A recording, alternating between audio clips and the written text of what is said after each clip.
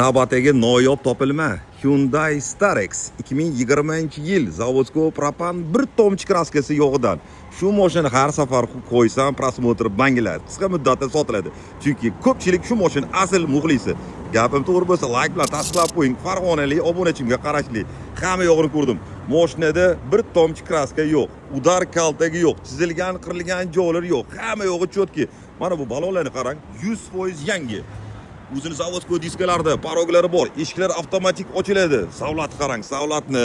Stariyani ko'pchilik ikkilanyapti olgani. Mana bu sinovdan o'tgan. Shundan bo'lsa ayting, bosib yuboraman deb Farg'onadan, Qoraqalpog'iston, Xorazmdan ko'p so'rashadi. Mana o'rtoqlar, stopchiroq qarang, yarki turishini. Jotki holatda.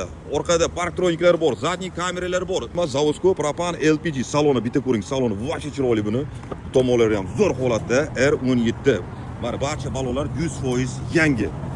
Ichlariga gap bo'lishi mumkin emas, qarang. Monitorlargacha bor. Koreyada mana obshivkasini ishlab qo'ygan. Yengil minivan, orqani kengligini qarang. Podlokotnikli, mana kapitan o'rindiqlar, mana bu o'rindiq yotadi.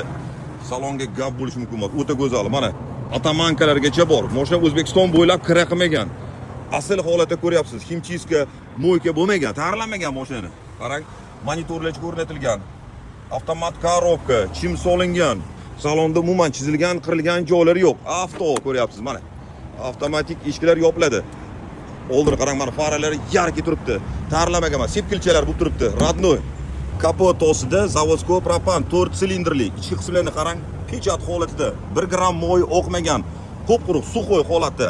Shu yerga alohida bitta like. Faralar but-butun, bakovoli yonuvchan.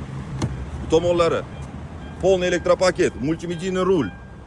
Mashinamiz 380 ming yurgan masofasi, Koreyadan kelganda bu 250 ming atrofida bo'lgan. O'zbekistonda 100 mingdan oshiq haydalgan, bir qo'l kira qilinmagan.